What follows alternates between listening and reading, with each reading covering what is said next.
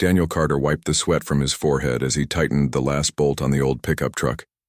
The sun was setting over the desert, painting the sky in shades of orange and pink.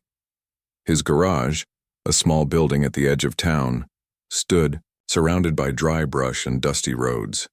It wasn't much, but it was his. He liked working with his hands, fixing things that others thought were beyond repair. To Daniel, there was something satisfying about taking something broken and making it whole again. Inside the garage, an old radio played softly in the background. Static occasionally interrupted the country music station. But Daniel didn't mind. It reminded him of simpler times, before life got complicated. These days, though, simplicity felt harder to hold on to. His wife, Laura, had been quieter than usual lately. She spent hours reading books or staring out the window, lost in thought. Daniel wanted to ask her what was wrong, but he hesitated. Sometimes people needed space to figure things out for themselves. As he rolled the toolbox back to its corner, Daniel noticed something odd. On the side panel of the truck he'd just repaired, faint markings had appeared, symbols etched into the metal like someone had scratched them lightly. At first glance, they looked random, but when he leaned closer, they seemed deliberate. The shapes were unfamiliar, nothing like any language he'd ever seen. Yet strangely, they gave him a sense of déjà vu, as if part of him already knew what they meant. "What on earth?" Daniel muttered under his breath. He ran his fingers over the marks, feeling their grooves. They weren't deep enough to have been made by tools, and the truck had been clean when it arrived earlier that day. He glanced around the garage, half expecting to see someone playing a prank, but no one was there. Just him and the quiet hum of the evening. Deciding not to dwell on it, Daniel locked up the garage and headed home. The short drive gave him time to think. Maybe the symbols were some kind of joke left by a customer, or maybe he was imagining things after a long day.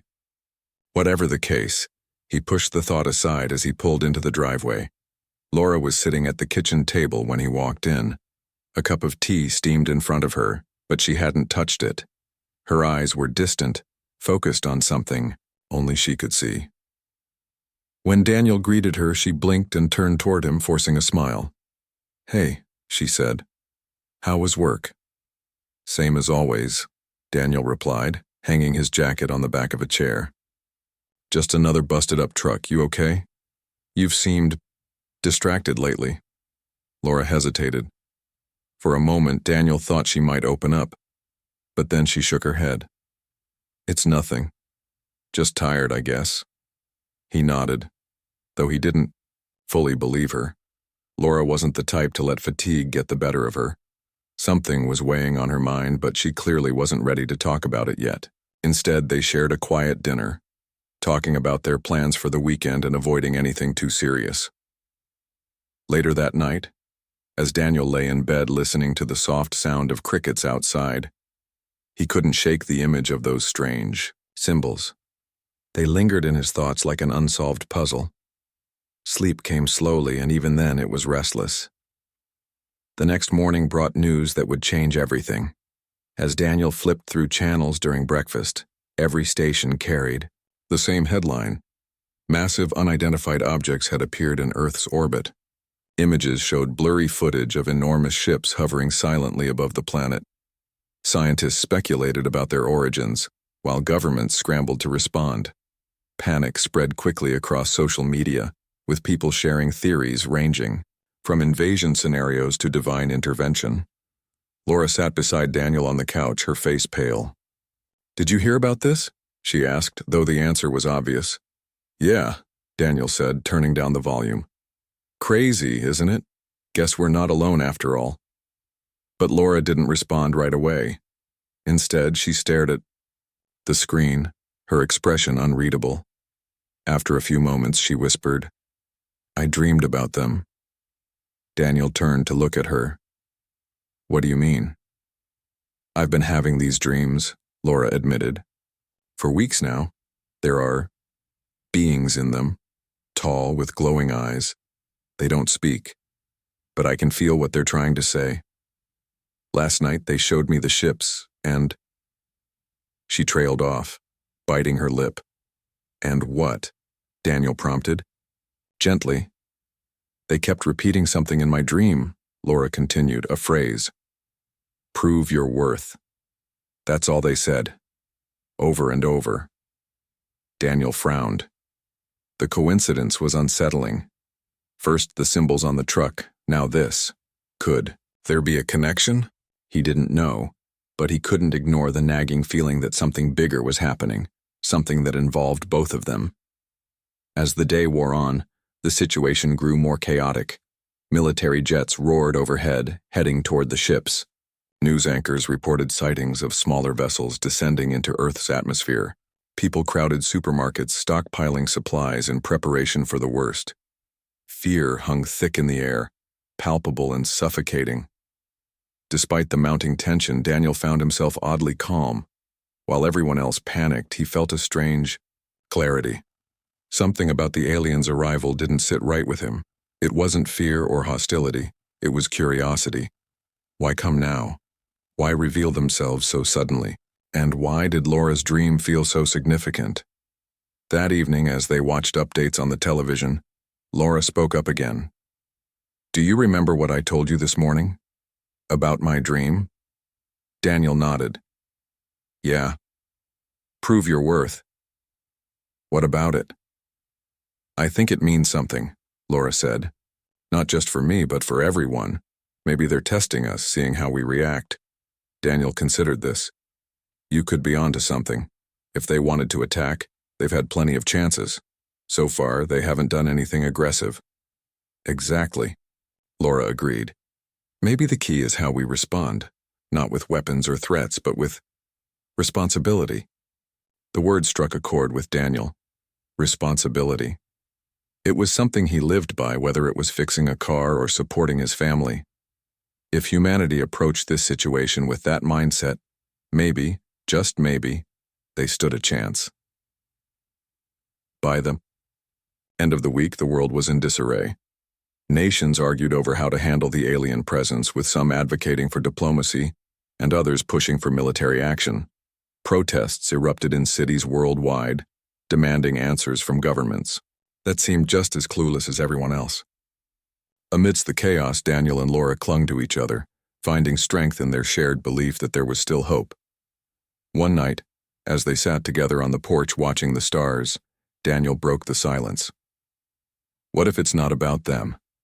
What if it's about us?" Laura tilted her head, confused. "What do you mean?"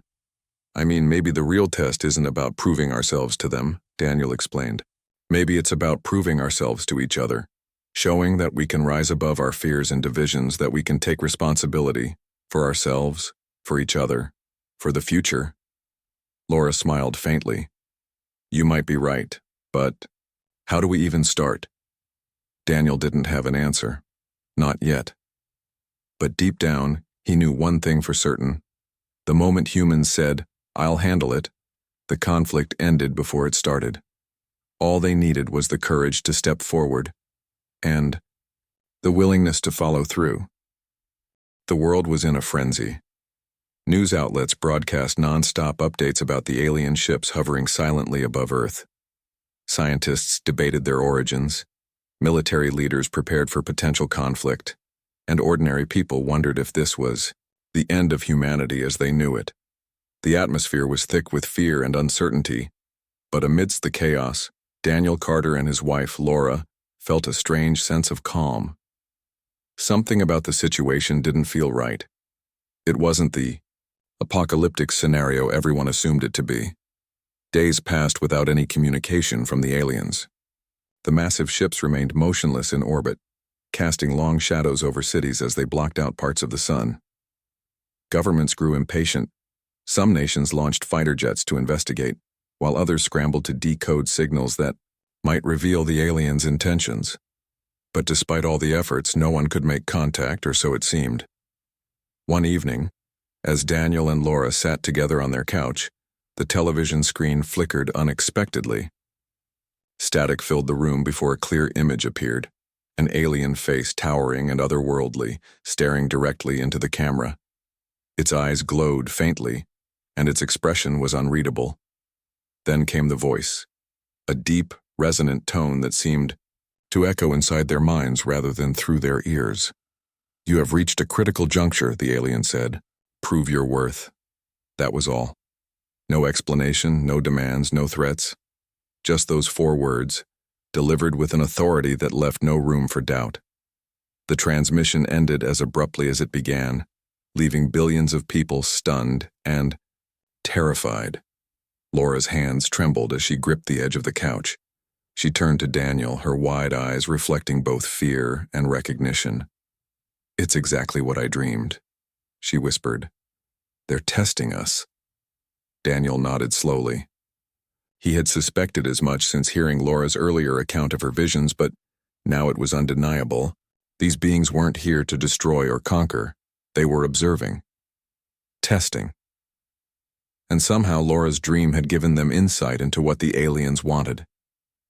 As panic spread across the globe, world leaders convened emergency meetings to decide how to respond.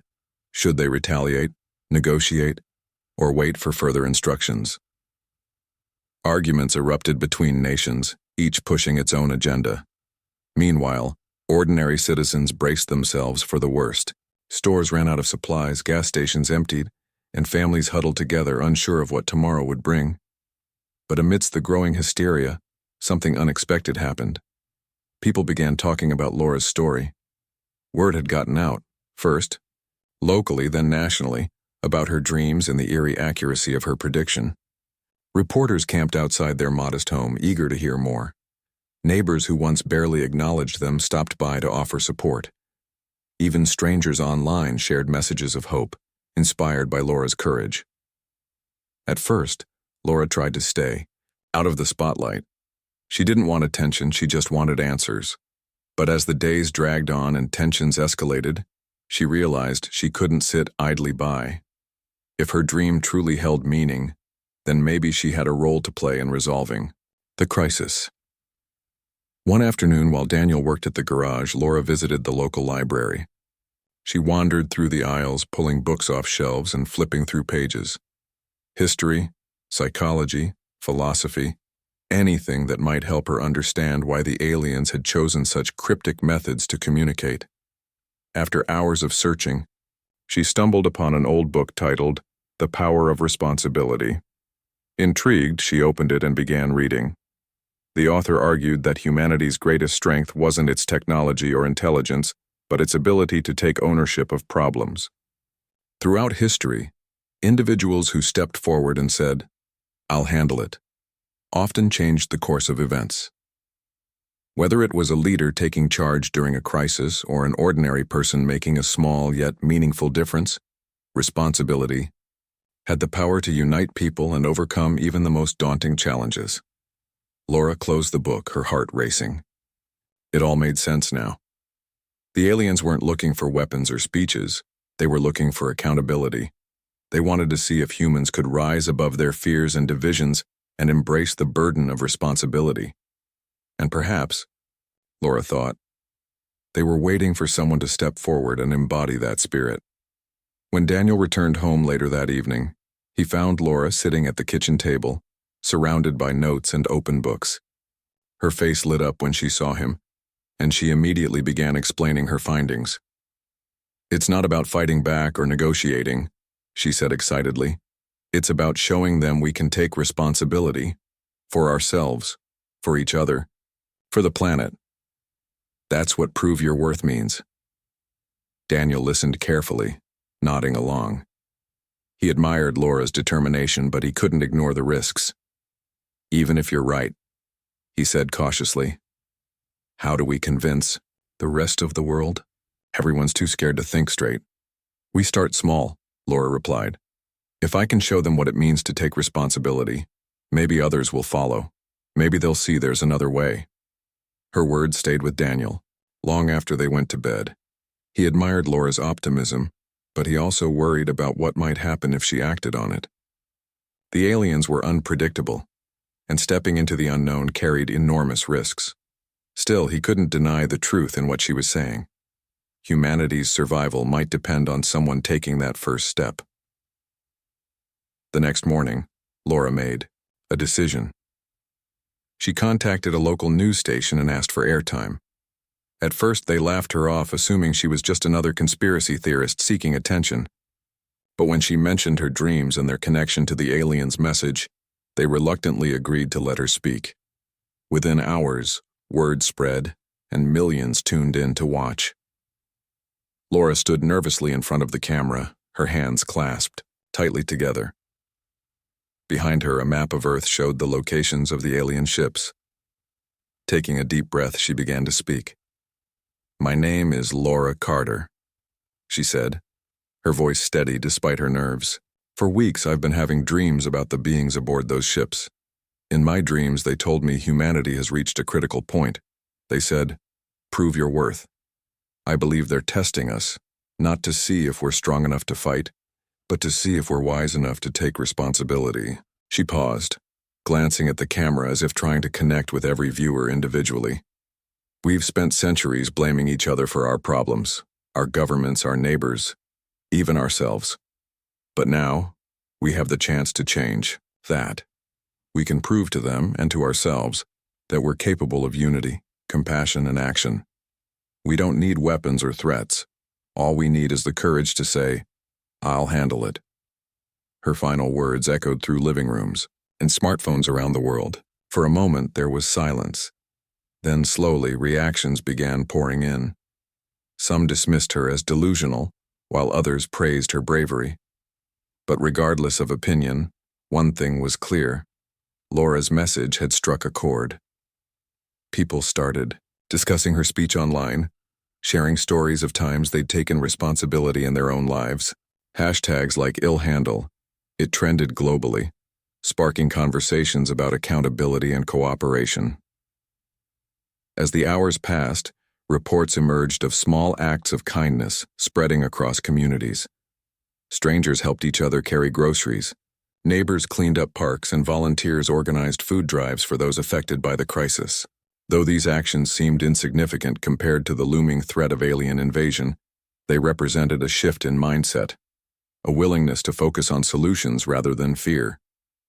Back at home, Daniel watched the news unfold with a mixture of pride and apprehension. He knew Laura had touched something profound, but he also knew the aliens hadn't responded yet. Were they watching? Listening? Would they accept humanity's gesture? That night, as they lay in bed, Laura turned to Daniel. "Do you think it'll be enough?" she asked softly. "I don't know," Daniel admitted. "But whatever happens, you've already made a difference. You've reminded people of something important, something we've forgotten for too long." Laura smiled faintly, though her eyes betrayed her worry. "Let's hope it's enough." Unbeknownst to them, high above Earth, the aliens observed silently. Their glowing eyes scanned the planet, analyzing the ripple effects of Laura's words. Humanity was fragile, divided, and flawed, but it was also resilient. And for the first time since their arrival, they saw a glimmer of hope. The days following Laura's televised speech felt like a strange mix of tension and hope. People around the world were talking about her words, sharing stories of how they were trying to live up to the idea of taking responsibility. Social media was flooded with posts tagged "IllHandle it," photos of volunteers cleaning streets, teachers helping students understand the crisis, doctors working overtime in hospitals, and even children picking up trash in their neighborhoods.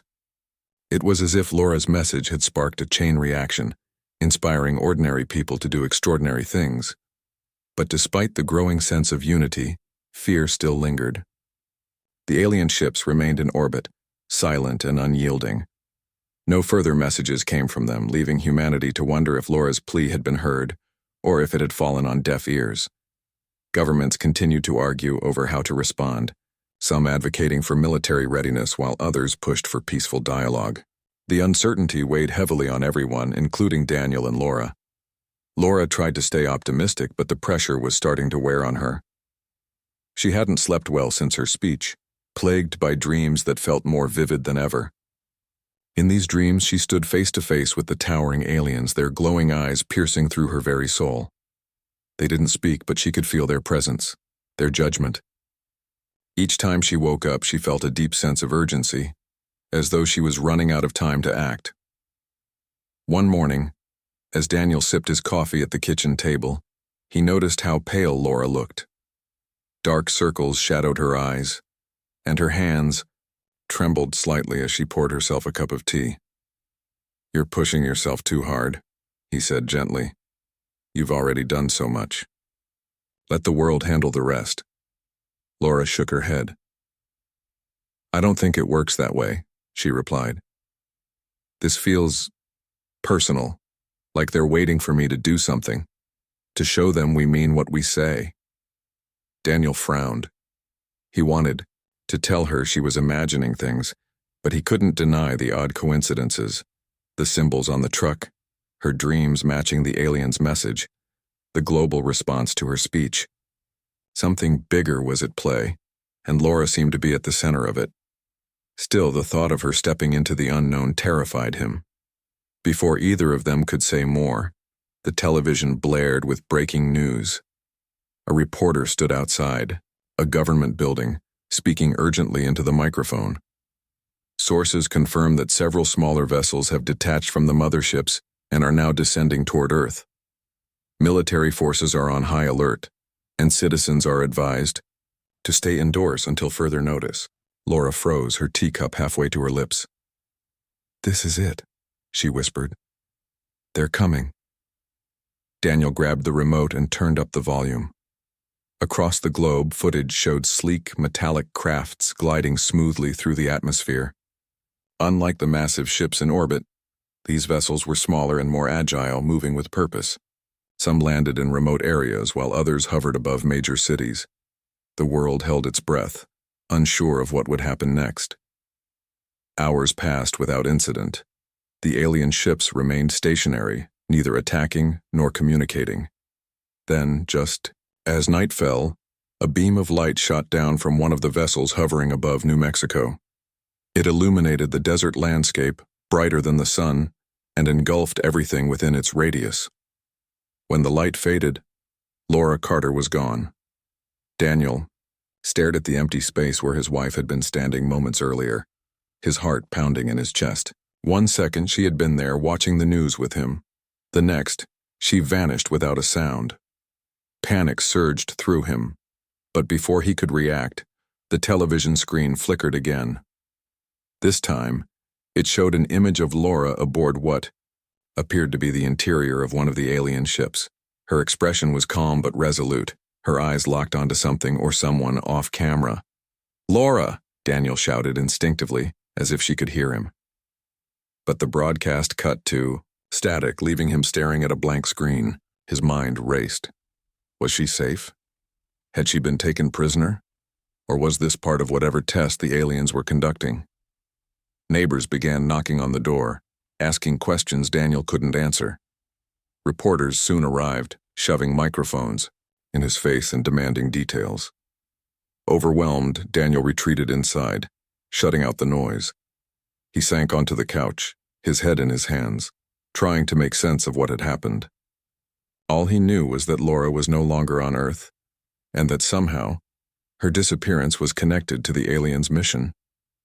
Meanwhile, aboard the alien ship, Laura found herself in a vast, dimly lit chamber. The walls shimmered with an iridescent glow and the air hummed faintly, vibrating against her skin. Before her stood 3 towering figures, the same beings she had seen in her dreams. Their forms were tall and slender, their features sharp and angular. Their eyes glowed softly, casting an ethereal light across the room. For a moment, Laura hesitated, unsure whether to speak or wait for them to address her. Finally, one of the beings stepped forward, its movements fluid and deliberate. Though it made no sound, Laura heard its voice clearly in her mind. "You have spoken for your kind," it said. "Now you must prove your words." Laura swallowed, hard, her throat dry. "I'm ready," she replied, her voice steadier than she expected. "Tell me what I need to do." The being tilted its head slightly as though studying her. "Your species has long relied on conflict and division. You claim to seek unity, yet your actions often betray your intentions. We will test you, not to judge, but to guide. If you pass, your kind may join the galactic community. If you fail. It paused, letting the implication hang in the air. I understand, Laura said firmly. What's the test? Without warning, the chamber shifted. Around her, the shimmering walls dissolved, replaced by scenes of Earth, its cities, forests, oceans, and deserts. But something was wrong. The landscapes were distorted, twisted into impossible shapes. Fires raged unchecked, rivers ran dry, and skies turned black with smoke. Amidst the destruction, people wandered aimlessly, their faces hollow with despair. This is your world, the alien voice echoed in her mind. A reflection of your choices. To prove your worth, you must restore balance. Laura nodded, determination replacing her initial fear. She reached out toward the nearest scene, a burning forest, and focused all her energy on fixing it. Slowly, the flames began to recede, replaced by new growth. Trees sprouted from the ashes, their leaves vibrant and green. Encouraged, Laura moved to another area, a polluted river, and willed it to clear. The water sparkled as the toxins disappeared, fish returning to swim freely. Each task grew more challenging, testing not only her resolve but also her ability to prioritize. In one scenario, she had to choose between saving a city from flooding or protecting a fragile ecosystem. In another, she faced a moral dilemma. Allocate limited resources to feed starving populations or invest in technology to prevent future crises. Every decision carried consequences, forcing her to weigh short-term needs against long-term goals. As the hours dragged on, exhaustion set in. Laura's body ached and her mind felt foggy, but she refused to give up. She remembered the countless acts of kindness she'd seen back on Earth, the volunteers cleaning parks, the teachers comforting frightened students, the strangers helping each other in times of need. Those small gestures proved that humanity was capable of change even if it wasn't perfect, and that gave her strength. Finally, after what felt like an eternity, the last scene faded away. Laura collapsed to her knees, breathing heavily. The alien figures reappeared, surrounding her once more. One of them extended a hand, its touch cool and reassuring. You have shown potential, it said. Though flawed, your kind possesses the capacity for growth. Will you continue to lead them? Laura looked up, meeting the being's luminous gaze. Yes, she said without hesitation. Give us the chance, and we'll keep moving forward. The aliens exchanged silent glances, then nodded in unison. With a flash of light, Laura found herself back in her living room, standing beside Daniel. He rushed to her, pulling her into a tight embrace. You're okay, he murmured, his voice thick with relief. What happened? Where did you go? Laura smiled weakly, still processing everything she had experienced. I think I passed their test, she said. They wanted to see if we're ready to take responsibility, for ourselves, for each other, for the planet, and I told them we are. Before Daniel could respond, the television screen flickered again. This time the aliens addressed humanity directly, their voices resonating across every device on Earth. You have demonstrated potential, they declared. We will leave you tools to aid your progress. Use them wisely. The true test lies ahead. With that, the ships began ascending into the sky, disappearing into the stars. As silence fell over the world, Daniel and Laura held each other tightly, knowing the journey was far from over, but that humanity had taken its first step toward a brighter future. The departure of the alien ships left Earth in a state of stunned silence. For days, people around the world struggled to process what had happened. The mysterious visitors had arrived, tested humanity, and then vanished, leaving behind only a cryptic message and a promise of tools to aid their progress. No one knew exactly what those tools were, or where they were, but the aliens' words echoed in everyone's minds. Use them wisely. The true test lies ahead. In the small town of New Mexico, Daniel and Laura Carter became symbols of hope. Their quiet lives had been thrust into the spotlight after Laura's televised speech and subsequent encounter with the extraterrestrials. Reporters camped outside their home, eager for updates, but Daniel and Laura avoided interviews. They didn't want fame. They just wanted to focus on what mattered most, helping humanity move forward. Despite their best efforts to stay out of the public eye, the Carters couldn't escape the attention entirely. Strangers knocked on their door daily, sharing stories of how Laura's message had inspired them. Some brought gifts as tokens of gratitude, while others simply wanted advice on how to take responsibility in their own lives. At first, it overwhelmed Laura, but over time she began to see these interactions as opportunities, to listen, to encourage, and to remind people that change started with small actions. One afternoon, as Laura watered the plants in her backyard, Daniel approached her with a thoughtful expression. "You know," he said, leaning against the fence, "people keep looking to you for answers, but maybe the real answer is already here. Maybe all we need to do is keep doing what we've been doing, fixing things, helping each other, being responsible." Laura smiled faintly, setting down the watering can. "That's exactly what I've been thinking. This isn't about waiting for some magical tool from the aliens. It's about taking action now, about proving every day that we're ready for whatever comes next." Daniel nodded, his gaze drifting toward the horizon. "Still, it feels like there's more to this, like the aliens left us something specific, something we haven't found yet." Weeks turned into months, and life slowly returned to a semblance of normalcy. Governments worked together to analyze data collected during the aliens' visit, searching for clues about the promised tools. Scientists scoured remote areas where the smaller vessels had landed, hoping to uncover remnants of alien technology. Meanwhile, ordinary citizens continued embracing the philosophy Laura had championed. Communities came together to tackle local challenges, from cleaning polluted rivers to building shelters for the homeless. Acts of kindness became contagious, spreading like wildfire across the globe. But despite the positive changes, questions lingered. What did the aliens mean by the true test? And when would humanity face it? These uncertainties weighed heavily on Laura, who often found herself lying awake at night replaying her experience aboard the alien ship. She remembered the distorted visions of Earth, the fires, the floods, the suffering, and wondered if those scenarios held deeper meaning. Was it a warning, a prediction, or merely a glimpse of what could happen if humanity failed to live up to its potential? One evening, as Daniel and Laura sat on their porch watching the sunset, a neighbor named Emily stopped by. She was a middle-aged woman with kind eyes and a warm smile, someone who had always been friendly but never intrusive. Tonight, however, she seemed unusually serious.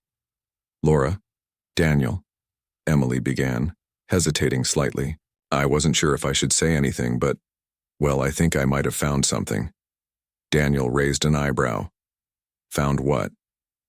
Emily glanced around nervously before lowering her voice. "A few weeks ago, I was hiking near the old quarry, just trying to clear my head, you know. Anyway, I stumbled across something strange. There was this object buried in the ground. It looked almost like a metal pod, smooth and shiny, with strange markings on it. I didn't touch it. I figured it might be important." Laura's heart skipped a beat. "Did you tell anyone else about it?" Emily shook her head. "No. I thought about reporting it, but then I remembered what you said, Laura, about taking responsibility ourselves instead of relying on governments or experts. So I decided to come to you first." Daniel exchanged a glance with Laura.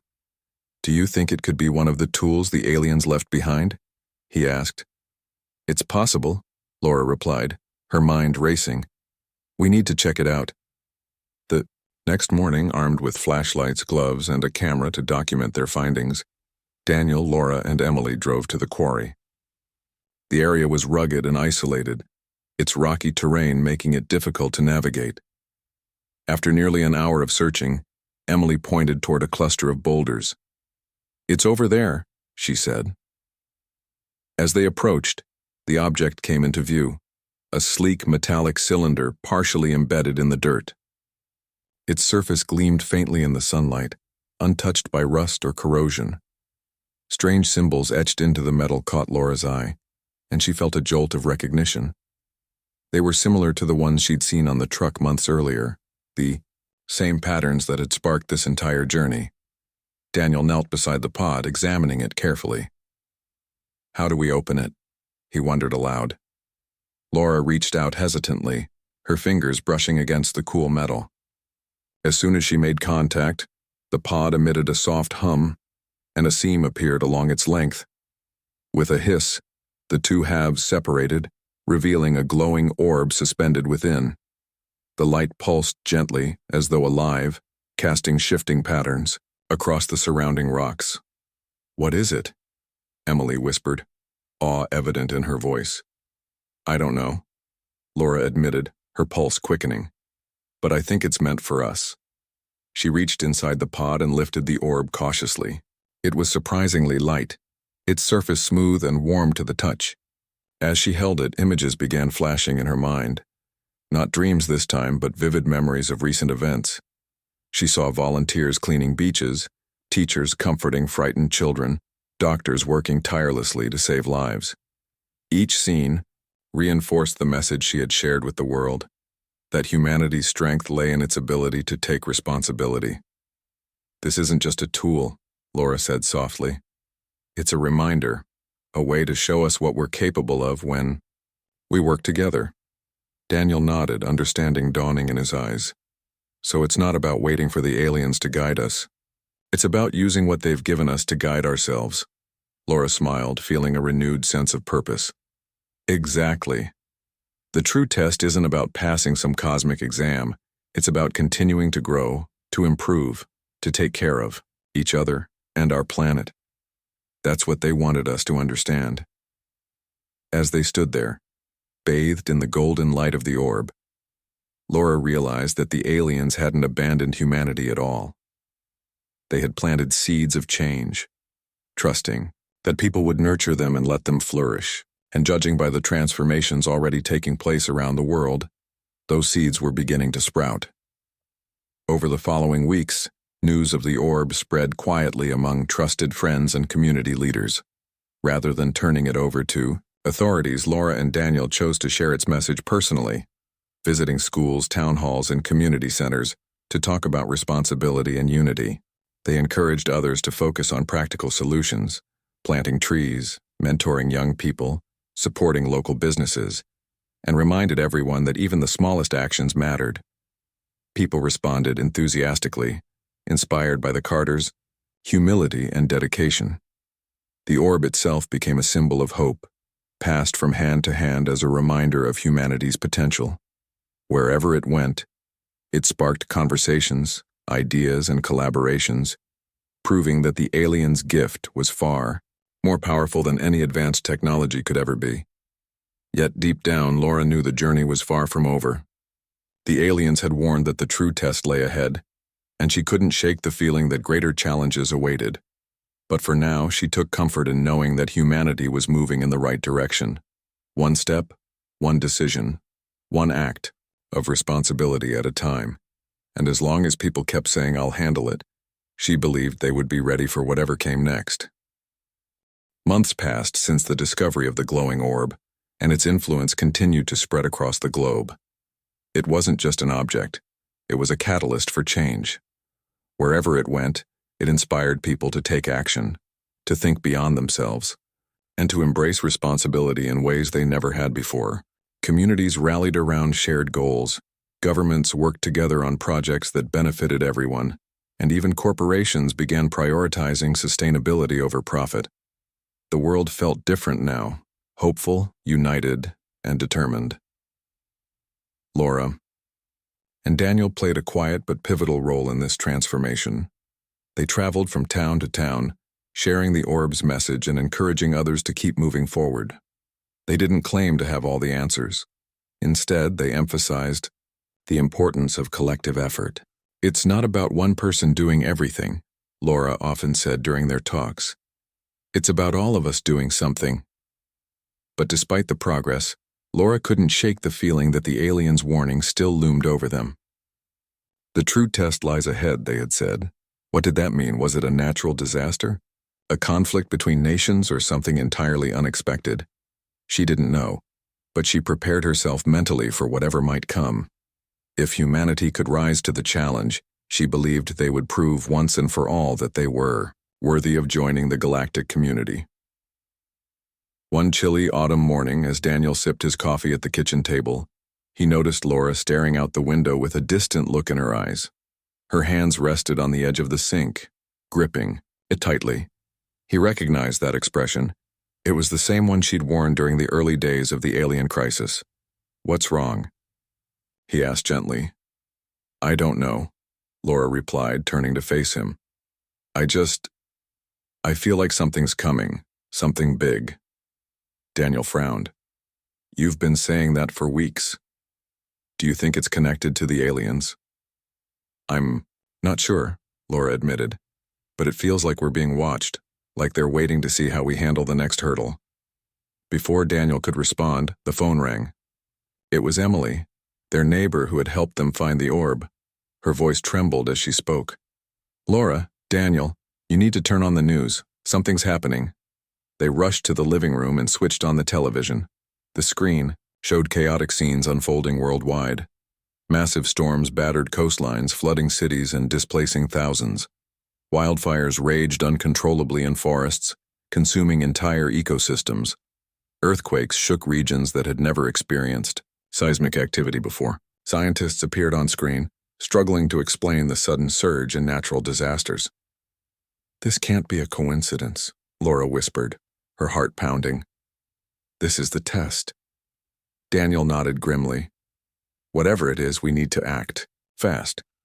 Within hours, emergency broadcasts urged citizens to evacuate affected areas. Governments declared states of emergency, mobilizing resources to aid those in danger. But the scale of the crisis overwhelmed even the best-prepared nations. Rescue teams worked tirelessly, but they couldn't reach everyone in time. Supplies ran low, communication networks faltered, and panic spread like wildfire. Amidst the chaos, Laura and Daniel decided to take matters into their own hands. They loaded their truck with food, water, blankets, and medical supplies, then set off toward one of the hardest-hit regions, a coastal city ravaged by floods. Along the way, they stopped at neighboring towns to gather volunteers and additional resources. Word of their efforts spread quickly, and soon a convoy of cars and trucks joined them, carrying people eager to help. When they arrived, the scene was devastating. Streets were submerged under several feet of water. Buildings collapsed and survivors clung to rooftops or makeshift rafts. The air smelled of salt and smoke, and the cries of frightened children echoed through the wreckage. Despite the overwhelming destruction, Laura felt a surge of determination. This was exactly what the aliens had warned them about, a moment when humanity's resolve would be tested. "Let's get to work," she told the group. "We'll start by helping the most vulnerable, the elderly, the sick, the children. Then we'll focus on clearing debris and setting up temporary shelters." The volunteers split into teams, each tackling a different task. Laura led a group rescuing stranded families, wading through chest-deep water to reach them. Daniel coordinated efforts to distribute food and water, ensuring no one went hungry or thirsty. Others worked tirelessly to build shelters using salvaged materials, creating safe spaces for survivors to rest. As the hours turned into days, exhaustion set in, but no one complained. Strangers became friends, united by a common purpose. People who had lost everything found strength in knowing they weren't alone. And through it all, the glowing orb remained a constant presence, carried carefully by Laura wherever she went. Its light seemed to grow brighter with each act of kindness, as though feeding off humanity's collective spirit. One evening, as the sun dipped below the horizon, casting a warm orange glow over the flooded city, Laura stood on a rooftop overlooking the rescue operation. She held the orb in her hands, watching its gentle pulses synchronize with her heartbeat. For the first time in days, she allowed herself a moment of quiet reflection. "Do you think we're passing the test?" Daniel asked, joining her. His clothes were soaked, his face streaked with dirt, but his eyes shone with pride. "I hope so," Laura replied. We're doing everything we can. That's all anyone can ask of us. Daniel nodded, gazing out at the sea of volunteers below. If this is what the aliens meant by proving our worth, then maybe we're not so bad after all. Laura smiled faintly. Maybe. But I think the real proof isn't in surviving the storm. It's in how we rebuild afterward. How we treat each other. How we take care of the planet. You're right, Daniel agreed. And if we keep doing that, I think we'll be okay. Their conversation was interrupted by a sudden commotion. One of the volunteers shouted, pointing toward the sky. Laura and Daniel turned to see a massive figure descending slowly from above, a ship identical to the ones that had visited Earth months earlier. Its sleek surface shimmered in the fading sunlight, and its presence silenced the bustling activity below. For a moment, fear rippled through the crowd. Had the aliens returned to judge them, to intervene, or worse, to punish them for failing? But then a beam of light shot down from the ship, illuminating the flooded city. Unlike the blinding brightness of previous encounters, this light was soft and calming, wrapping around the survivors like a protective blanket. Voices echoed in everyone's minds, not harsh or commanding, but warm and reassuring. "You have faced adversity," the alien voice said. "You have shown compassion, resilience, and unity. Though your journey is far from complete, you have proven yourselves capable of growth. Continue to nurture your world, and you will earn your place among the stars." The light faded, and the ship ascended back into the sky, disappearing within seconds. Silence fell over the city as people processed what had just happened. No one spoke for several minutes, too stunned to react. Finally, cheers erupted, echoing through the ruins. Tears streamed down faces as strangers embraced, celebrating not just survival but triumph. In the days that followed, the natural disasters began to subside. Storms weakened, fires dwindled, and earthquakes ceased. Scientists scrambled to explain the sudden shift, attributing it to atmospheric changes or geological anomalies.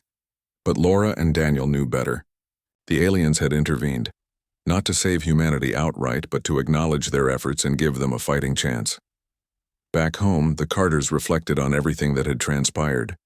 Their lives had changed forever, shaped by events beyond their control. Yet they felt grateful, not for the hardships but for the lessons learned. Humanity had been given a second chance, and it was up to them to make the most of it. "We've come so far," Laura said one evening, sitting on the porch with Daniel, "but we still have a long way to go." "That's true," Daniel replied, taking her hand. "But as long as we keep saying, 'I'll handle it,' I think we'll be all right." Laura smiled, looking out at the starry sky. Somewhere out there, the aliens were watching and waiting, but for now humanity had proven itself worthy of another day, another opportunity to grow and thrive. And that was enough. The days after the alien ship's reappearance felt like a turning point for humanity. The message they had delivered wasn't just an acknowledgement of survival, it was a challenge to keep improving, to continue nurturing both the planet and each other. Though life slowly returned to normal in many ways, the memory of the crisis lingered, reminding people of how fragile their world truly was. For Laura and Daniel, it became clear that the aliens' visit wasn't the end of something. It was the beginning. In the weeks that followed, the glowing orb continued to travel from community to community, inspiring acts of kindness and cooperation wherever it went. Its presence seemed to spark conversations about responsibility, not just personal accountability, but collective action. People began organizing events to clean up polluted areas, planting trees in deforested regions, and teaching children about sustainability. Schools incorporated lessons on teamwork and problem-solving, while businesses pledged to reduce waste and invest in renewable energy. The changes were small at first, but they added up, creating ripples of positive impact across the globe. Laura and Daniel watched these developments with pride, though they remained humble about their role in sparking them. They didn't seek recognition or reward. Instead, they focused on continuing to help others. Together, they visited towns and cities, sharing stories of resilience and encouraging people to take ownership of their futures. Their message was simple. We're all responsible for making the world better. Every choice matters. One evening, as the sun dipped below the horizon, casting long shadows over their backyard, Laura sat on the porch steps, staring at the orb resting in her lap. Its light pulsed softly, almost rhythmically, as though alive. She had carried it for months now, feeling its weight not just physically but emotionally. It represented hope, unity, and the promise of a brighter future. But it also served as a reminder of the challenges ahead. Daniel joined her, sitting beside her with a cup of tea in his hand. "You've been quiet lately," he said gently. "What's on your mind?" Laura hesitated before answering. "I've been thinking about what the aliens said, that our journey is far from complete. I wonder if we're ready for whatever comes next." Daniel nodded thoughtfully. "We'll figure it out, we always do. And even if we stumble, we'll get back up and try again." "You sound so sure," Laura replied, smiling faintly. "Because I am," Daniel said. "Look at everything we've done already. We've faced storms, fires, earthquakes, and we didn't give up. That has to count for something," Laura sighed, leaning her head against his shoulder. "I hope you're right." The next morning, as dawn broke over the desert, a strange sensation filled the air. Birds stopped chirping, the wind died down, and an eerie stillness settled over the land. Then, without warning, the sky lit up with a brilliant flash of light. Moments later, a massive alien ship descended silently, hovering above the town. Unlike previous encounters, this time there was no sense of fear, only anticipation. People gathered outside, shielding their eyes from the brightness as a beam of light shot down, enveloping Laura and Daniel. When the light faded, they found themselves aboard the alien vessel once more, standing in the same shimmering chamber where Laura had been tested months earlier. The towering figures appeared before them, their glowing eyes fixed intently on the couple. "You have endured," one of the beings said, its voice resonating in their minds. "But endurance alone is insufficient. Progress must be sustained." Laura stepped forward, clutching the orb tightly. "We understand," she said, firmly.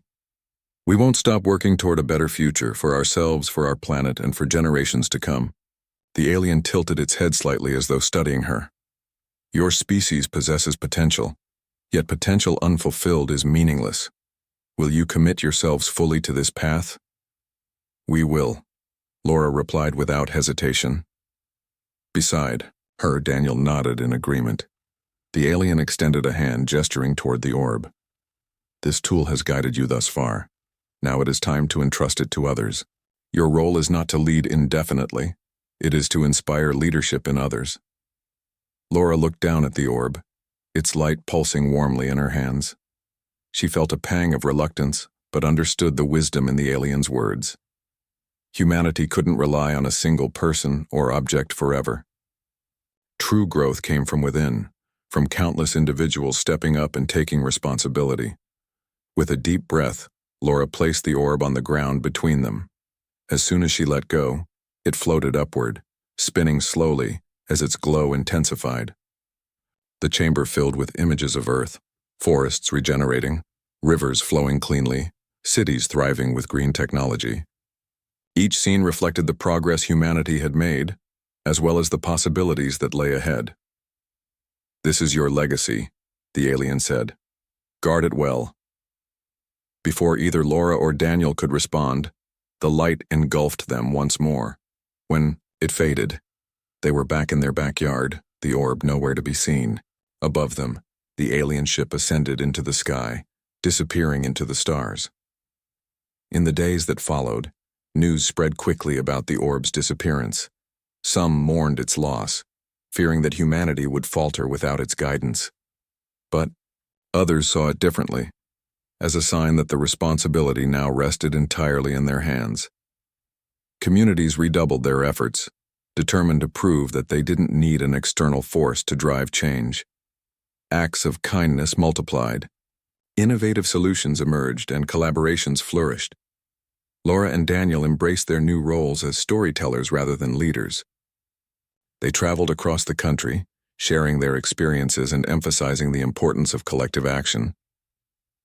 The orb may be gone, Laura often said during her talks, but its message lives on, in every act of kindness, every effort. To protect our planet every moment someone says, "I'll handle it." Her words resonated deeply, inspiring countless others to step forward and take charge. Teachers encouraged students to think critically about their impact on the environment. Engineers designed sustainable technologies to address global challenges. Artists created works celebrating unity and resilience. Even politicians worked together more cooperatively, prioritizing policies that benefited everyone. Years passed and the world transformed in ways few could have imagined. Cities became hubs of innovation, powered by renewable energy and designed to minimize waste. Forests regenerated, wildlife populations rebounded, and oceans teemed with life once more. Conflicts diminished as nations focused on shared goals rather than divisions. Humanity wasn't perfect. It still faced challenges and setbacks, but it had proven itself capable of growth and adaptation. Laura and Daniel grew older, their hair streaked with gray, but their spirits remained youthful. They retired to a small farm on the outskirts of town, spending their days tending to crops and mentoring young people eager to learn from their experiences. Though they rarely spoke publicly anymore, their story lived on through books, documentaries, and oral traditions passed down through generations. One evening, as they sat together on the porch watching the sunset, Daniel turned to Laura with a smile. "Do you ever wonder if the aliens are still watching us?" Laura chuckled softly. "I don't need to wonder. I know they are, and I think they're proud of what we've done." Daniel nodded, gazing out at the horizon. "We've come a long way since that first day the ships appeared. Who knows what the future holds?" "Whatever it is," Laura said, taking his hand, "we'll face it together, just like we always have." As night fell, the stars twinkled brightly above, a reminder of the vast universe beyond Earth and the infinite possibilities awaiting humanity. Somewhere out there, the aliens observed silently, confident that this flawed yet resilient species was finally ready to join the galactic community. And on Earth, humanity continued its journey, guided by the simple yet powerful promise, "I'll handle it."